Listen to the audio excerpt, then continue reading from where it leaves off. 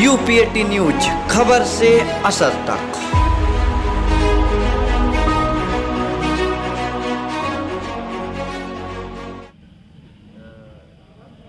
सांसद जी, किस तरीके का ये धरना है और कहाँ पे है? ये आज धरना पूरे देश के जितने भी तहसील हैं, हर तहसीलों पे हो रहा है पूरे भारत में। और ये अखिल भारतीय कांग्रेस कमेटी के निर्देश पे ये धरने हो रहे हैं। जिस तरह इस लॉकडाउन के पीरियड से धीरे धीरे जनता बाहर निकल रही है। लॉकडाउन में लोगों के पास पैसा नहीं बचा था, महंगाई बढ़ गई थी, बेरोजगारी बढ़ रही थी, मंदी बढ़ रही थी। और लॉकडाउन ख़त्म होने के बाद जिस गति से डीजल और पेट्रोल का दाम बढ़ा के सरकार ने महंगाई को और बढ़ाया है, ये सरकार सिर्फ जनता के जेब से पैसा कैसे निकलेगा उसी के लिए कानून बनाना जानती है। जनता की भलाई कैसे होगी उस पर न सरकार सोचती है न बोल रही है। आज बांग्लादेश हो, पाकिस्तान हो, श्रीलंका हो, नेपाल हो, जितने हिंदुस्तान के अगल बगल के देश हैं, सारे देशों में जो डीजल और पेट्रोल का दाम है वो हिंदुस्तान से आधे के करीब कम है सारे देशों में। तो ये सारे टैक्स हिंदुस्तान में ही क्यों लग रहे हैं, जबकि इस दौर में हर आदमी आर्थिक रूप से परेशान हुआ है। हर व्यक्ति, चाहे वो बड़ा हो, छोटा हो, गरीब हो, अमीर हो, सब परेशान हुआ है। हो सकता है मोदी जी के जो 10-20 उद्योगपति मित्र हैं उनको छोड़ के बाकी लोग परेशान हुए हों, ये हो सकता है। और उस परिस्थिति में जब आप डीजल पेट्रोल का दाम बढ़ाएंगे तो महंगाई और बढ़ जाएगी, ट्रांसपोर्टेशन का भाड़ा बढ़ेगा तो सामानों की कीमत बढ़ेगी, तो उसका बोझ जनता पे पड़ेगा और हर व्यक्ति परेशान है। और आप अपने टैक्स को नहीं कम कर सकते, प्रदेश की सरकार अपने टैक्स को कम नहीं कर सकती। ये सारा जो डीजल पेट्रोल का दाम बढ़ रहा है, इंटरनेशनल मार्केट में ये दाम इस समय 24 और 25 डॉलर का है। और जब 51, 52, 54 और 60, 58 डॉलर होता था कांग्रेस की सरकार में, तो उस समय डीजल पेट्रोल का दाम 60 और 62 था। तो मोदी जी भाषण देते थे कि जैसे जैसे प्रधानमंत्री की उम्र बढ़ रही है भाइयों और बहनों, वैसे वैसे डीजल और पेट्रोल का दाम बढ़ रहा है। तो अब तो 80 रुपये से ज़्यादा हो गया। तो अब मोदी जी को अपनी उम्र बतानी चाहिए कि उनकी उम्र कितनी बढ़ गई 5 सालों में, अब उन्हें बताना चाहिए। यदि डीजल पेट्रोल के दाम बढ़ने से प्रधानमंत्री की उम्र तय होती है, जैसा मोदी जी बोलते थे, तो अब उनको अपनी उम्र बतानी चाहिए। और आज की जो परिस्थितियाँ हैं, उस परिस्थिति में जनता को राहत देने की आवश्यकता है, न कि जनता अपने घर द्वार को बेच के जिंदा रहे। सरकार को ये नहीं करना चाहिए। सरकार की ये नैतिक जिम्मेदारी है कि इस डीजल और पेट्रोल के बढ़े हुए दामों को वापस करे और जिससे जनता को राहत मिल सके। इसीलिए धरना है आज। सांसद जी, इतने दिनों तक पेट्रोल और डीजल की मूल्य में वृद्धि थी, आज एलपीजी में भी वृद्धि की गई है, इस पर क्या कहना चाहेंगे? एलपीजी में वृद्धि हुई, अब ये और ज़्यादा दुखद होगा। अब जो घर की महिलाएं हैं उन्हें दिक्कत आएगी एलपीजी के दाम बढ़ने से। अब देखिए सरकार क्या क्या बढ़ाती है। सरकार को सिर्फ लोगों से टैक्स लगा के पैसा चाहिए, लोगों पे वित्तीय भार बढ़ाना सरकार का काम है। और जनता इतनी टूट चुकी है, इतनी परेशान है कि जनता ऊब गई है इन सरकारों से, इस तरह की सरकारों से। जब 500 केस था कोरोना के देश भर में, तो लॉकडाउन लगाया मोदी जी ने, कहा घर का दरवाजा लक्ष्मण रेखा हो गई, पत्नी और बच्चे से भी 2 मीटर की दूरी पर रहिए। 2014 में कहते थे अच्छे दिन आएंगे, शायद इस जीवन में इससे अच्छा दिन दोबारा मनुष्य देख नहीं पाएगा। और अब जब संख्या 6 लाख पहुंच रही है और समझ गए कि मेरे बस का कुछ भी नहीं है, तो अब जनता जैसे मन चाहे वैसे रहे, मरे या जिए, सरकार से कोई मतलब नहीं है। प्रतिदिन संख्या 19,000 और 20,000 बढ़ रही है। जी, आगे क्या रणनीति है? अब देखिए आगे की रणनीति डीजल पेट्रोल पे और हर इशू पे जो जनता के भलाई के विषय हैं उस पे हम लोग लड़ेंगे। हम लोग न सरकार के पुलिस से डरने वाले हैं, न इनकी तानाशाही से और न कोरोना से।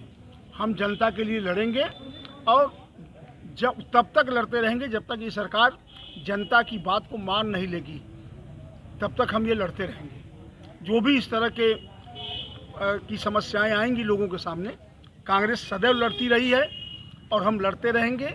और हमारा तो सौभाग्य है, कांग्रेस का सौभाग्य है कि हमारे जो तीनों नेता हैं, सोनिया जी, राहुल जी और प्रियंका जी, इनके जो पूर्वज थे वो अंग्रेज़ों से लड़ते रहे और देश को आज़ाद कराए।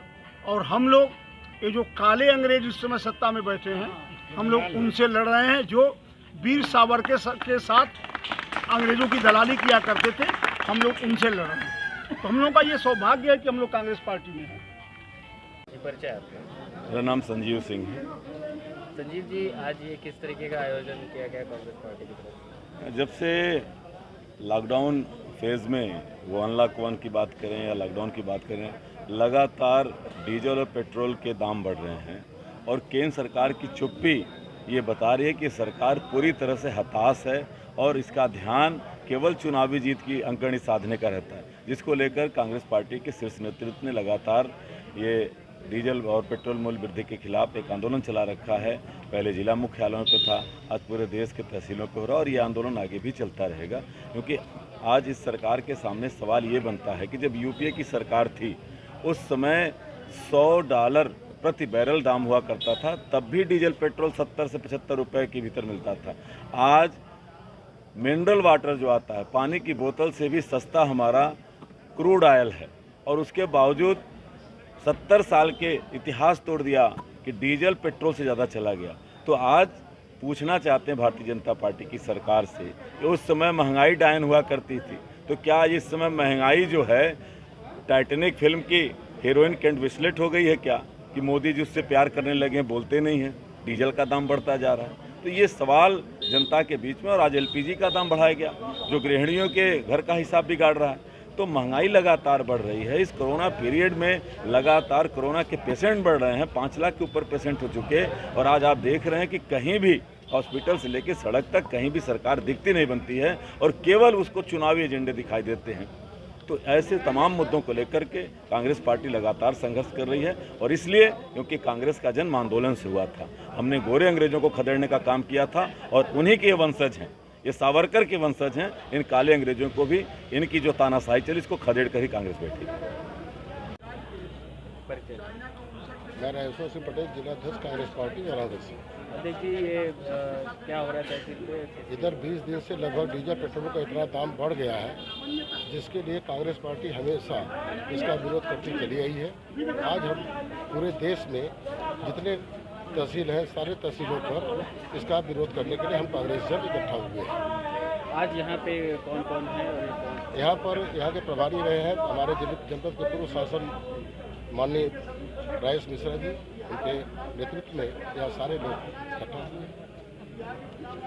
तो देखिए, आगे का क्या है बनारस में, किस तरीके की रणनीति? आगे 4 तारीख को हर इसी तरह से हम लोग हर ब्लॉक पे हम बैठेंगे। वहाँ पर वीडियो के माध्यम से माननीय राष्ट्रपति जी को अपना ज्ञापन सौंपेंगे।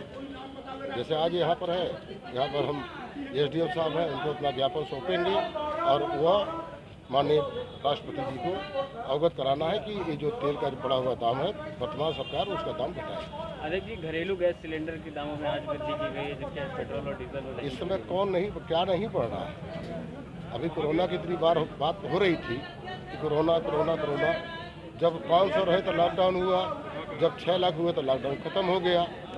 अब तो वर्तमान सरकार ये मान ली है, जैसे उनके अधीन चलती है भारतीय रेल के डब्बे पे लिखा रहता है कि रेल अपने यात्री अपने सामान की सुरक्षा स्वयं करे। उसी तरह केंद्र सरकार का यह भी स्लोगन आ गया है कि भारत की जनता अपने स्वास्थ्य की सुरक्षा स्वयं करे। ये स्लोगन वर्तमान सरकार पर पूर्ण रूप से सटीक बैठ रहा है। देखिए, आप एक ऐसे शहर के जिलाध्यक्ष हैं जहाँ से प्रधानमंत्री सांसद हैं, क्या समस्याएं आने वाली हैं अब और गृहिणियों को? गृहिणियों को तो इतनी समस्या होगी कि फिर ये जैसे लकड़ी और गैस चूल्हा गोबर की बिजली पार करके भोजन बनाती थी, फिर वहीं पे पहुंचना होगा इनको।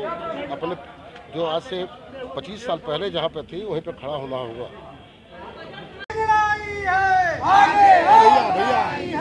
कांग्रेस पार्टी सोनिया गांधी जिंदाबाद, जिंदाबाद। कांग्रेस पार्टी सोनिया गांधी बदल दो, ताज बदल दो, रक्त बदल दो, ताज बदल दो। मोदी का